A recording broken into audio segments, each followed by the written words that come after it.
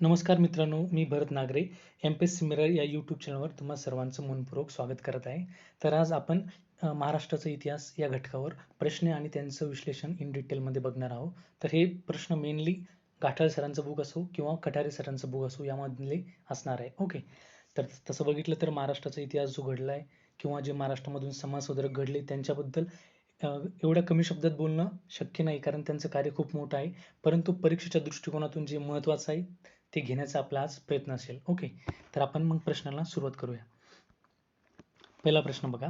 तर काय, आनंदीबाई कर्वेच्या बहीण अनाथ बालिकाश्रमात शिकल्या व पुढे आश्रमाच्या त्या आधारस्तंभच बनल्या. तर त्या कोण होत्या असं विचारलेलं आपल्याला. आनंदबाई कर्वेच्या बहीण कोण होत्या आणि त्या नंतर आधारस्तंभ बनल्या. तर ऑप्शन काय, पार्वतीबाई आठवले, वेणूबाई जोशी, काशीबाई देवधर आणि काशीबाई कानिटकर.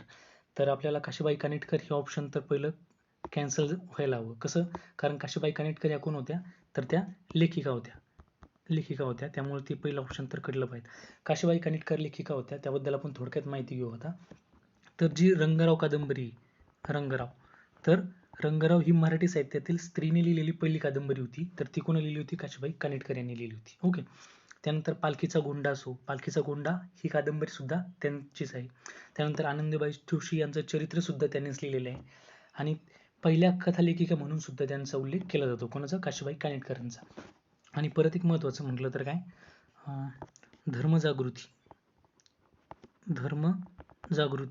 तर धर्मजागृती या मासिकातून त्या त्यांच्या कथा प्रकाशित करत असत. कोण? काशीबाई कानिटकर. त्यानंतर वेणूबाई नामजोशी आणि काशीबाई देवधर, तर या सुद्धा अनाथ बालिकाश्रमात होत्या, परंतु त्या आनंदीबाई कर्वेच्या बहीण नाही. त्यामुळे हे दोन्ही ऑप्शन सुद्धा कटतात. तर वेणूबाई नामजोशी आणि काशीबाई देवधर यांचा आश्रमाला उन्नतावस्थान आणण्यात मोलाचा वाटा होता, परंतु त्या बहीण आहे का? तर नाही. आणि हे बघितलं आपण काशीबाई देवधर, तर त्या तर आश्रमाच्या कोण होत्या? लेडी सुपरिटेंडंट होत्या. लेडी सुपरिटेंडंट म्हणून त्या होत्या. ओके. मग उरलं ऑप्शन कोणतं? पार्वतीबाई आठवले. तर पार्वतीबाई आठवले आनंदबाई कर्वेच्या बहीण आणि त्यानंतर अनाथ बालिकाश्रमाच्या आधारस्तंभ बनल्या. ओके. मग आपण थोडक्यात आता अनाथ बालिकाश्रमाबद्दल माहिती बघूया. तर अनाथ बालिकाश्रम कोण स्थापन केला? महर्षी कर्वे यांचं, एक सेकंद, अनाथ बालिकाश्रम महर्षी कर्वे यांनी तो स्थापन केला. ओके. 1896 ला मग आपण महर्षी कर्वे बद्दल माहिती बघूया. तर महर्षी कर्वे यांचा जन्म कुठला? मुरुड, म्हणजे रत्नागिरीमधला. ओके. त्यानंतर त्यांना जी प्राथमिक शिक्षणाची प्रेरणा भेटली, म्हणजे त्यांचं महत्त्वाचं कार्य काय? शिक्षण क्षेत्रात महत्त्वाचं कार्य. महर्षी कर्वे म्हणतो आपण त्यांना, नाही का? तर त्यांना जी प्रेरणा भेटली प्राथमिक शिक्षणाची, तर ती कोणाकडून भेटली होती? सोमन गुरुजीकडून भेटली. सोमन गुरुजीकडून त्यांना प्राथमिक शिक्षणाची प्रेरणा भेटली. आणि त्यानंतर म्हणजे त्यांचं लग्न आनंदीबाई कर्वे सोबत झालं दुसऱ्यांदा. तर आनंदीबाई कर्वे ह्या बालविधवा म्हणून शारदा सदनातल्या पहिल्या विद्यार्थिनी होत्या. कुठल्या? शारदा सदनमधल्या त्या बालविधवा म्हणून पहिल्या विद्यार्थिनी होत्या. ओके. मग शारदा सदन कोण 1889 ला स्थापन केलं होतं? कोण? पंडिता रमाबाई यांनी. ओके. आणि त्यांचं जर आपण लग्नापूर्वीचं नाव म्हटलं तर ते काय होतं? गोदूबाई होतं. गोदूबाई. आणि महर्षी कर्वे यांचे जे मित्र होते नरहरपंत जोशी, तर त्यांची ती विधवा बहीण होती. ओके. मग आता आपण म्हणजे जे महर्षी कर्वे यांनी ज्या संस्था निर्माण केलेल्या आहे तर त्यांच्याबद्दल क्रम विचारतो, म्हणजे स्थापनेनुसार क्रम म्हणा किंवा कोणकोणत्या संस्था स्थापन केलेल्या आहे. तर आपण त्या मग अनुक्रमाने बघत जाऊ. तर त्यांचं पहिलं महत्त्वाचं कार्य म्हणजे महर्षी कर्वेंचं, तर त्यांनी विधवा विवाहोत्तेजक मंडळी ही संस्था स्थापन केली. तर ती केव्हा केली होती? 1894 ला. विधवा विवाहोत्तेजक मंडळी. ओके. त्यानंतर मग अनाथ बालिकाश्रम अनाथ बालिकाश्रम हे कधीचं? 1896 ला. 1896 ला अनाथ बालिकाश्रम. तर अनाथ बालिकाश्रमचे ते चिटणीस स्वतः महर्षी कर्वेच होते, परंतु ते अध्यक्ष होते. तर अध्यक्ष कोण होते? अध्यक्ष होते राघो भांडारकर. महत्त्वाचं आहे, हे विचारू शकतात. अध्यक्ष कोण होते? तर ते होते राघो भांडारकर. त्यानंतर तिसरी संस्था महिला विद्यापीठ. तर महिला विद्यापीठ त्यांनी स्थापन केलं होतं 1907 ला. कुठं? हिंगणेमध्ये. हिंगणे या गावी त्यांनी महिला विद्यापीठ स्थापन केलं. त्यानंतर मग इथं निष्काम कर्ममठ. तर निष्काम कर्ममठाची स्थापना कधीची? 1910 ची. ओके. निष्काम कर्ममठ 1910. त्यानंतर त्यांचं सर्वात महत्त्वाचं कार्य त्यांच्या आयुष्यातलं म्हणजे कोणतं? महिला विद्यापीठ. तर महिला विद्यापीठ केव्हा? 1916 ला त्यांनी स्थापन केलं. तर त्यांना जी प्रेरणा भेटली तर ती कुठून भेटली होती? त्यांच्या वाचनात एक जपान वुमन्स युनिव्हर्सिटी नावाचं बुक आलं होतं.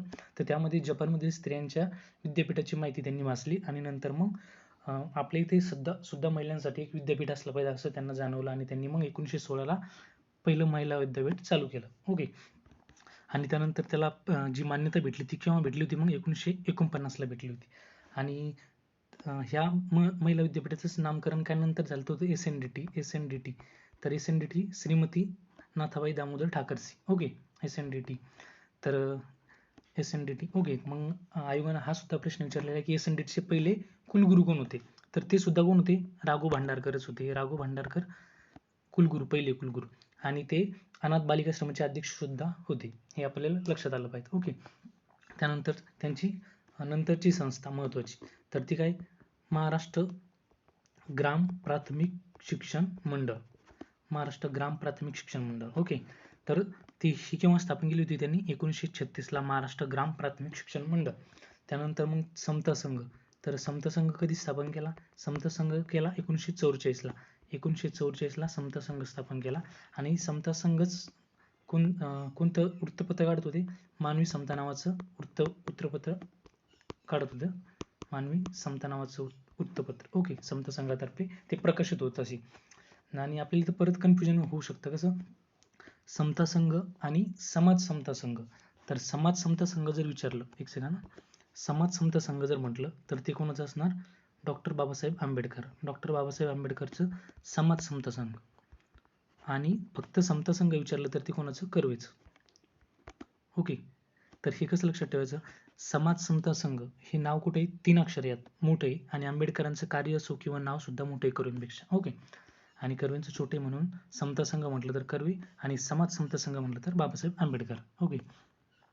त्यानंतर परत कन्फ्युजन कुठे होऊ शकतं? अहिल्याश्रम आणि अनाथ बालिकाश्रम. तर अहिल्याश्रम जर म्हटलं तर अहिल्याश्रम कोणाचं आहे? अहिल्याश्रम हा विरा शिंदे यांनी स्थापन केला होता. अहिल्याश्रम कोणाचा होता? विरा शिंदे यांनी स्थापन केला होता. केव्हा? 1937ला. तर तो कशासाठीचा होता? महिलांसाठीचाच होता. महिला स्त्रियांसाठी, नाही का? आणि अनाथ बालिकाश्रम. तर अनाथ बालिकाश्रम कोण केला? मग आपण बघितलं कोण? कर्वे यांनी. तर तो केव्हा झाला होता? 1896ला. ओके. आणि तर अनाथ बालिकाश्रम मध्ये काय असायचं? विधवा स्त्रियांची राहण्याची आणि शिक्षणाची सोय त्यांनी केलेली होती. ओके. ह्या त्यांनी स्थापन केलेल्या महत्त्वाच्या संस्था झाल्या. आणि परत जर बघायचं म्हटलं तर 1958ला त्यांना भारतरत्न भेटला होता. 1958ला. तर ते पहिले महाराष्ट्रीयन व्यक्ती होते की ज्यांना भारतरत्न हा अवॉर्ड प्राप्त झाला. आणि त्यांची कादंबरी, तर त्यांची कादंबरी कोणती? कादंबरी म्हणल्यापेक्षा आत्मवृत्त. तर त्यांचं जे ऑटोबायोग्राफी होती त्याला नाव काय होतं? आत्मवृत्त नावाचं त्यांची ऑटोबायोग्राफी होती. आत्मवृत्त. त्यालाच इंग्लिशमध्ये काय? लुकिंग बॅक नावाचं. ओके. तर हे आपण आता महर्षी कर्वे यांचं जे कार्य आहे ते इन डिटेलमध्ये बघत आलो. ओके. आता आपण नेक्स्ट क्वेश्चन बघूया. सेकंड. तर काय? डॅश यांनी जयराम ताम्हाणे, विष्णू मुळे, पुरुषोत्तम वैद्य इत्यादी नावे धरून वास्तव केले, तर ते कोण होते? ठीक आहे. तर आयोग यावर विचारू शकतो असा किंवा विचारलेला आहे तिने हा क्वेश्चन. तर त्यांचं योग्य उत्तर काय? सेनापती बापट हे विविध नावानं काम केलेले त्यांनी आतापर्यंत. जयराम ताम्हाणे झालं, विष्णू मुळे, पुरुषोत्तम वैद्य. तर मग आपण सेनापती बापट बद्दल थोडी माहिती जाणून घेऊया. ओके. सेनापती बापट. तर सेनापती बापट यांचं मूळ नाव काय? पांडुरंग महादेव बापट. त्यांचा जन्म कुठला आहे? पारनेरचा, नगरमधलं पारनेर इथलं. ओके. आणि त्यांचं महत्त्वाचं कार्य मुळशी सत्याग्रह. तर मुळशी सत्याग्रहाचं नेतृत्व त्यांनी केलं होतं. हे त्यांचं महत्त्वाचं कार्य. 1921 ते 1924च्या दरम्यान मुळशी सत्याग्रह झाला होता. आणि तसं बघितलं तर बापट हे परदेशात जाऊन राहणारे पहिले मराठी भाषिक होते. पहिले मराठी भाषिक जे की परदेशात जाऊन वास्तव केलं त्यांनी. तर ते कोण होते? सेनापती बापट. आणि त्यांनी सावरकर यांचं नेतृत्व स्वीकारलं होतं. ठीक आहे. मग आपण पांडुरंग बापट बद्दल थोडक्यात माहिती जाणून घेऊया. तर त्यांना अभिनव भारततर्फे बॉम्ब बनवण्यासाठी कुठं पाठवलं होतं? पॅरिसला पाठवलं होतं. पॅरिसला. कोणी? अभिनव भारततर्फे त्यांना कुठं पाठवलं? पॅरिसला. तर मग पॅरिसला त्यांचे जे सहकारी होते तर ते सुद्धा विचारू शकते. त्यांचे सहकारी कोण होते तिथे? तर त्यांचे सहकारी होते हेमचंद्र दास आणि दुसरे कोण होते? मिर्झा अब्बास हे त्यांचे सहकारी लाभलेले होते त्यांना. हेमचंद्र दास आणि मिर्झा अब्बास हे त्यांचे तिथले सहकारी होते. टिळकांनी त्यांचा उल्लेख कसा केलेला आहे? तर टिळक काय म्हणतात त्यांना? धगधगते अग्निकुंड असा त्यांचा उल्लेख केलेला आहे. ओके. त्यानंतर मग आपण त्यांनी स्थापन केलेले त्यांनी संपादित केलेले वृत्तपत्र कोणते आणि त्यांचे ग्रंथ बघूया. तर त्यांची वृत्तपत्र कोणती होती? त्यांची वृत्तपत्र होती चित्रमय जगत आणि नंतरचं वृत्तपत्र कोणतं होतं? मराठा. तर या वृत्तपत्राचं संपादन केलेले त्यांनी. आणि त्यांचा ग्रंथ जर म्हटलं तर ग्रंथ चैतन्य गाथा आणि नंतरचा ग्रंथ बॉम्बपोथी. ओके, हे त्यांचे 2 ग्रंथ होते. आणि त्यांनी जी काय म्हणतात संस्था स्थापन केली किंवा संघटना, तर त्या संघटनेचं नाव काय होतं? प्राणयज्ञ दल नावाची त्यांनी संघटना स्थापन केली होती. तर ती केव्हा केली होती? 1933 ला. ओके. त्यानंतर त्यांचा सहभाग म्हणजे त्यांनी कोणकोणत्या कार्यात सहभाग घेतला? तर हैदराबादचा सत्याग्रह असो किंवा गोवा मुक्ती आंदोलन असो किंवा माणिकतोळा बॉम्ब खटला असो, यामध्ये त्यांचा सहभाग होता. आणि नंतर सुभाषचंद्र बोस यांनी जो फॉरवर्ड ब्लॉक पक्ष स्थापन केला होता सुभाषचंद्र बोस यांनी, तर या पक्षाचं महाराष्ट्र शाखेचं अध्यक्षपद त्यांना दिलं होतं. कोणाला? सेनापती बापटला. आणि महत्त्वाचं, सेनापती बापट, तर जे ही सेनापती ज्यांना जी पदवी भेटली, तर ती का भेटली? कारण मुळशी सत्याग्रहामध्ये त्यांनी जे नेतृत्व केलेलं आहे, तर ते नेतृत्व बघून तिथल्या जनतेनं त्यांना सेनापती ही पदवी दिली होती. ओके. त्यानंतर अजून काय म्हणता येईल आपल्याला? तर जो मुळशी सत्याग्रह झाला, तर त्यावेळेस महात्मा गांधीने एक ठराव मंजूर करून घेतला. काय म्हटलं ते? एकतर प्राण घ्या. महात्मा गांधी काय म्हणतात? एकतर प्राण घ्या किंवा जमीन घ्या. ओके. त्यानंतर त्यांचं महत्त्वाचं कार्य अजून सेनापती बापट यांचं, त्यांनी मुंबईला सफाई कामगार मित्र मंडळ स्थापन केली होती. ओके. त्यानंतर आयोग आपल्याला असं विचारू शकतो की मुळशी सत्याग्रहाचे नेतृत्व कोण? मुळशी सत्याग्रहातले पहिले सत्याग्रही कोण? जर सत्याग्रही म्हटलं तर सत्याग्रही पहिले कोण होते? शंकरराव देव हे पहिले सत्याग्रही. आणि पहिले नेतृत्व कोण केलं म्हटलं तर कोण होतं? मग ते सेनापती बापट. ओके. त्यानंतर जे मुळशी सत्याग्रह झालं ते काय? टाटा कंपनी तिथं धरण बांधत होती, त्यामुळं तिथल्या जनतेने जो सत्याग्रह केला तर तो म्हणजे मुळशी सत्याग्रह. तो असहकार चळवळीचा भाग होता. ओके. आणि मुळशी सत्याग्रह तर ही जगातील पहिली धरणविरोधी चळवळ होती. ठीक आहे. तर हे थोडक्यात आपण सेनापती बापट याबद्दल बघितलेलं आहे. आता नेक्स्ट क्वेश्चन बघूया आपण, तिसरा. काय? मुस्लिम सत्यशोधक समाजाची स्थापना कोणी व कुठे केली? तर याचं अचूक उत्तर काय? हमीद दलवाई यांनी केली होती. आणि कुठे केली होती? पुण्याला केली होती. हमीद दलवाई यांनी पुण्याला. मग आपण सत्यशोधक समाज बद्दल थोडक्यात माहिती जाणून घेऊया. तर सत्यशोधक समाज, एक सेकंड. सत्यशोधक समाज 24 सप्टेंबर 1873 ला पुणे इथे महात्मा फुले यांनी त्यांची सत्यशोधक समाजाची स्थापना केली होती. महात्मा फुले यांनी पुणेला सत्यशोधक समाजाची स्थापना केली होती.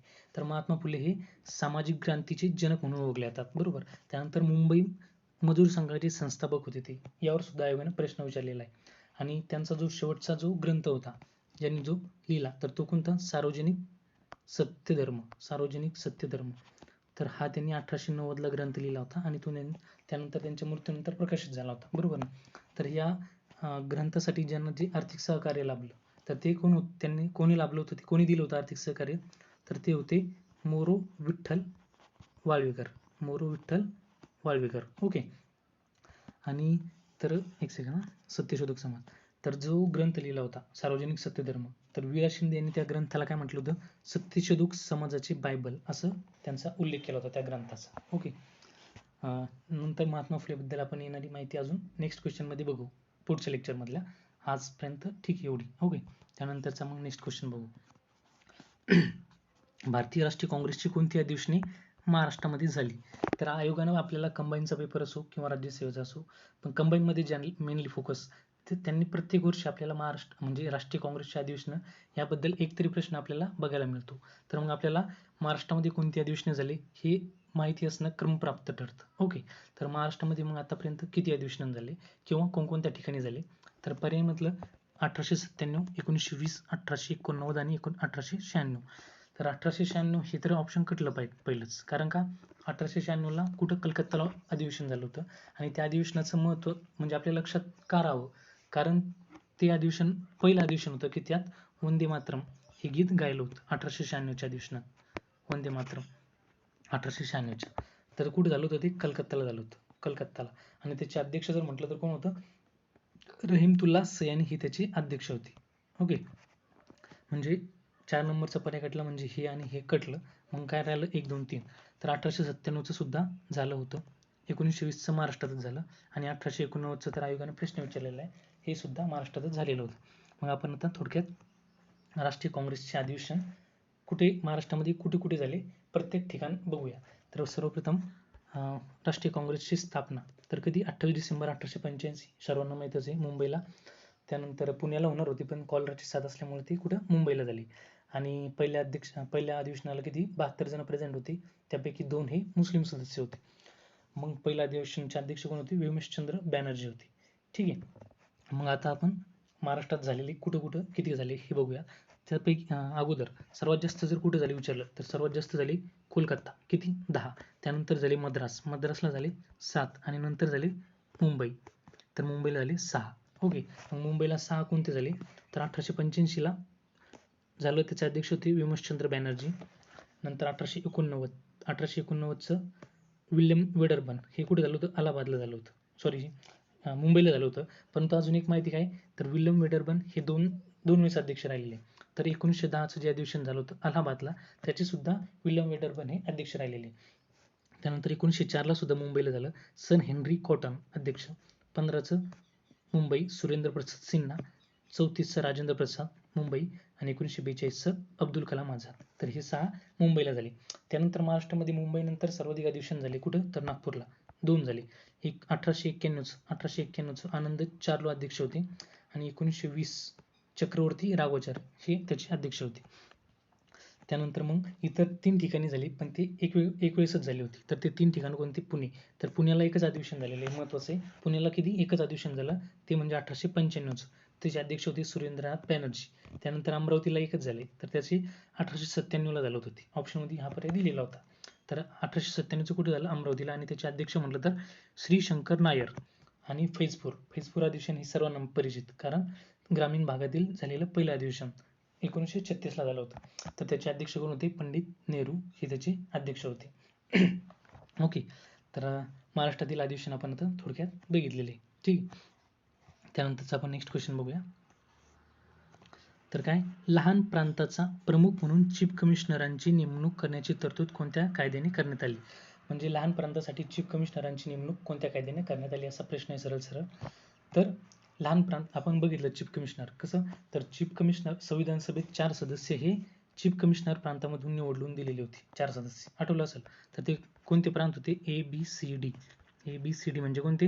अजमेर, मारवाड, बलुचिस्तान, कुर्ग आणि दिल्ली. तर या 4 प्रांतातून चीफ कमिशनर नेमून दिलेली होती संविधान सभेवर. ओके, तर मग चीफ कमिशनरांची नेमणूक कोणत्या कायद्याने झाली होती? महत्त्वाचं आहे, 1854च्या कायद्याने. यावर आयोगाने प्रश्न विचारलेला नाही, परंतु नवीन जर प्रश्न बनवला तर तो अशा प्रकारचा असू शकतो. ओके, तर मग आपण 1854च्या कायद्यानं चीफ कमिशनरांची नेमणूक केली. एक सेकंद. ओके, मग इतर कायद्यांनी काय काय तरतूद केली आपण हे थोडक्यात बघून घेऊया. तर 1919चा कायदा. तर 1919च्या कायद्यानं काय केलं होतं? एक सेकंद. 1919च्या कायद्यानं भारतासाठी हाय कमिशनर हे पद सर्वप्रथम निर्माण केलं, हाय कमिशनर. तर मग ह्यानं पहिले हाय कमिशनर कोण होते? सर विल्यम मेयर हे पहिले हाय कमिशनर होते, बरोबर. त्यानंतर 1858च्या कायद्यानं काय केलं होतं? भारत मंत्री हे पद निर्माण केलं. भारत मंत्री हे पद नवीन निर्माण केलं होतं. आणि पहिले भारत मंत्री कोण होते? लॉर्ड हेनरी स्टॅनली हे पहिले भारत मंत्री होते. ओके, तर या दोन्ही घटकावर सुद्धा आयोगाने प्रश्न विचारलेला आहे. पहिले हाय कमिशनर मेयर आणि पहिले भारत मंत्री म्हटलं तर कोण? स्टॅनली. आणि भारत मंत्री म्हणजे अगोदर काय, बोर्ड ऑफ डायरेक्टर आणि बोर्ड ऑफ कंट्रोलर हे 2 बोर्ड होते. 1784च्या कायद्याने स्थापन केली होती. म्हणजे त्यामध्ये काय, व्यापारी कार्य आणि राजकीय कार्य वेगळी केली होती या बोर्डद्वारे. तर ते 1858च्या कायद्याने रद्द केली आणि त्याऐवजी भारत मंत्री हे नवीन पद निर्माण केलं होतं. ओके, आणि नंतरचा कायदा 1892चा. तर 1892च्या कायद्याचं महत्त्व काय, तर निवडणुकीचं तत्व सर्वप्रथम कोणत्या 1892च्या कायद्याने म्हणलं? इलेक्शनचं तत्व.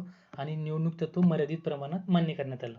ओके, तर त्यानंतर मग आपण काय बघू शकतो? 1892चा कायदा कोणाच्या कार्यकाळात झाला हे थोडं बघून घेऊया.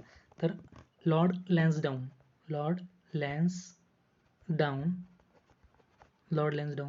तर हे 1888 ते 94च्या कार्यकाळात कोण होते? व्हाईसरॉय होते भारताचे.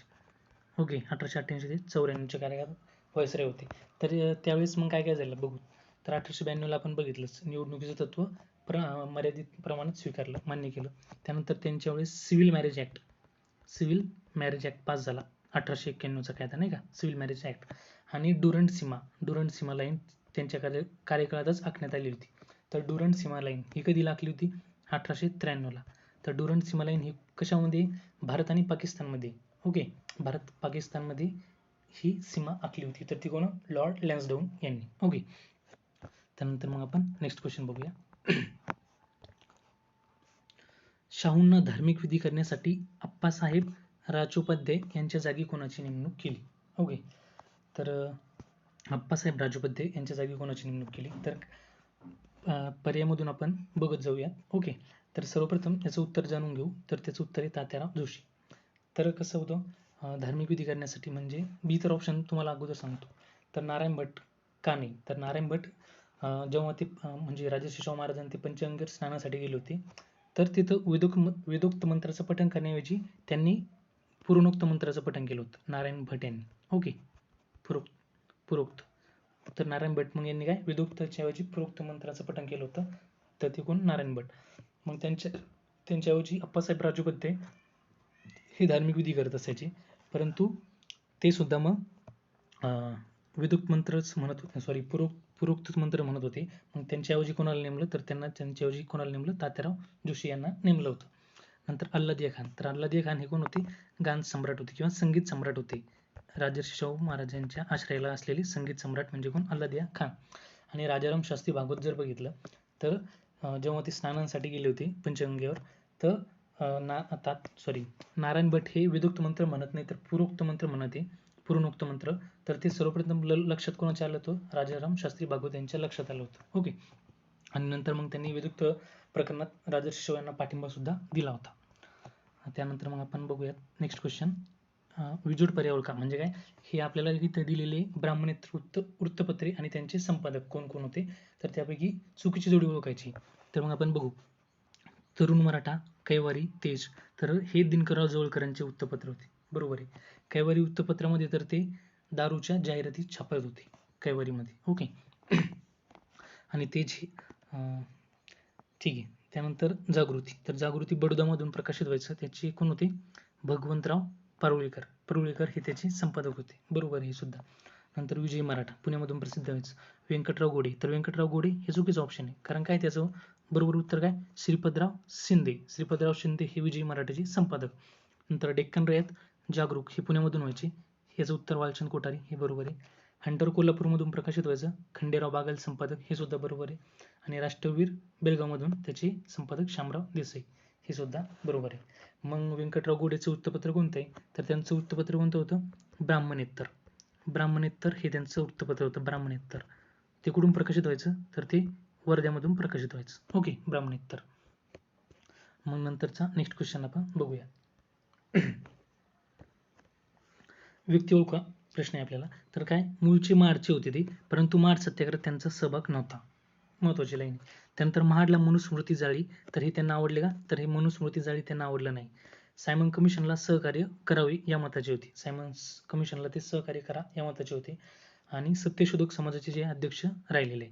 तर महत्वाचा हा तिन्ही लाईन अगदी महत्वाचे आहे. तर ती व्यक्तिमत्व कोणते? आपल्याला पहिल्या 2 लाईनवरून कदाचित कन्फ्युज होऊ शकतं, परंतु सत्यशोधक समाजाचे अध्यक्ष कोण राहिले यावरून आपल्याला उत्तर लगेच कळालं पाहिजे, कारण आयोगाने यावर प्रश्न विचारलेला आहे. तर त्याचं उत्तर काय असलं पाहिजे? भास्करराव जाधव. परंतु इथं महत्वाचं काय घ्यायचं, तर जी 1911ला सत्यशोधक समाजाची शाखा कोल्हापूरमध्ये काढण्यात आली राजर्षी शाहू महाराजांनी, तर म्हणजे ज्यांच्या अध्यक्षतेखाली स्थापन केली, काय सत्यशोधक समाज ज्यांच्या अध्यक्षतेखाली स्थापन केला, तर तो म्हटलं तर कोण? परशुराम घोसरवडकर यांच्या अध्यक्षतेखाली कोल्हापुरात सत्यशोधक स्थापन केला. परंतु स्थापनेनंतर जर अध्यक्ष विचारलं सत्यशोधक समाजाचे, तर ते कोण? मग भास्करराव जाधव. आणि स्थापनेवेळी कोण होते? परशुराम घोसरवडकर, पीजी. ओके, त्यानंतर मग आपण इतर ऑप्शन तर कटले तेव्हा जाऊन पाहिलं सत्यशोधक समाजाचे अध्यक्ष म्हणून, नाही का. मग आपण थोडी भास्करराव जाधव यांच्याबद्दल माहिती बघूया. भास्करराव जाधव. तर आपण पाहिलं की सत्यशोधक समाजाच्या स्थापनेनंतरचे ते अध्यक्ष होते. स्थापनेनंतरचे महत्वाचं काय? स्थापनेनंतरचे अध्यक्ष. ठीक आहे, स्थापनेनंतरचे अध्यक्ष. त्यानंतर अनेक सत्यशोधक ग्रंथांना त्यांनी प्रस्तावना दिल्या, ही सुद्धा लाईन महत्वाची. अनेक सत्यशोधक ग्रंथांना प्रस्तावना कोणी दिली आयोग असं विचारलं तर त्याचं उत्तर काय असलं पाहिजे, भास्करराव जाधव. नंतर मुंबई प्रांताचे ते शिक्षण आणि अबकारी खात्याचे मंत्री राहिले, शिक्षण आणि अबकारी खात्याचे मंत्री म्हणून राहिलेले. आणि ब्राह्मणेतर पक्षाचे उमेदवार म्हणून ते मुंबईच्या कायदेमंडळावर निवडून सुद्धा गेले होते. त्यानंतर ते 1946 ला कोल्हापूर संस्थानात मंत्री सुद्धा राहिलेले होते. ठीक आहे, तर भास्करराव जाधव बद्दल एवढी माहिती पुरेशी आहे. त्यानंतरचा नेक्स्ट क्वेश्चन बघू आपण. 1920 ला जे नागपूर इथं अखिल भारतीय बहिष्कृत परिषद झाली होती तर त्याचे स्वागत अध्यक्ष, ओके, म्हणजे आपल्याला व्यक्ती ओळखायची, त्याचे स्वागत अध्यक्ष कोण होते 1920 ला जे नागपूरला परिषद झाली होती. नंतर भारतीय महाराष्ट्र नाही आहे, भारतीय महार आहे, ओके, तर भारतीय महार पंचायत स्थापन केली होती. 1920 ला जी नागपूरची परिषद झाली तर अस्पृश्यांना स्थानिक स्वराज्य संस्थात प्रतिनिधित्व मिळावे असा ठराव त्यांनी मांडला. तर ते व्यक्ती कोण, महत्वाचे, तिन्ही सेंटेन्स सुद्धा महत्वाचे, ओके. तर त्याचं अचूक उत्तर काय, कालीचरण नंदागोळी. कालीचरण नंदागोळी हे स्वागत अध्यक्ष होते. त्यानंतर त्यांनी भारतीय महार पंचायत स्थापन केली आणि 1920 ला जी नागपूरला परिषद झाली त्यामध्ये त्यांनी ठराव सुद्धा मांडला होता की स्थानिक स्वराज्य संस्थांना प्रतिनिधित्व दिलं पाहिजे, ओके. मग आपण त्यांच्याबद्दल थोडक्यात माहिती बघूयात. कालीचरण नंदागोळी. कालीचरण नंदागोळी तर ते कुठले, भंडाऱ्याचे होते, परंतु जर आपण नंतरचा नवीन जिल्हा निर्माण झाला गोंदिया, म्हणजे त्यांचं कार्य मेनली आता सध्या कुठं गोंदिया जिल्ह्यामध्ये त्यांचं कार्य होतं त्यावेळेस. तर गोंदिया जिल्ह्यामध्ये त्यांनी पहिली मुलींची शाळा काढली, पहिली मुलींची शाळा त्यांनी गोंदिया जिल्ह्यातली त्यांनी काढली होती, कालीचरण नंदागोळी यांनी 1911 ला. त्यानंतर त्यांनी महत्वाचं उदय वाचनालय, तर उदय वाचनालय सुद्धा कोण काढलं होतं, कालीचरण नंदागोळी. आणि 1920 ते 23 मध्ये, एक सेकंड, 1920 ते 23, तर 1920 ते 23 ला ते मध्य प्रांत वरडच्या कायदेमंडळावर गव्हर्नर नियुक्त अस्पृश्यांचे प्रतिनिधी म्हणून कार्यरत होते, ओके, कुठे, मध्य प्रांत मध्ये. त्यानंतर गोंदिया नगरपालिकेचे ते सदस्य सुद्धा राहिलेले आणि अध्यक्ष सुद्धा राहिलेले, ठीक आहे.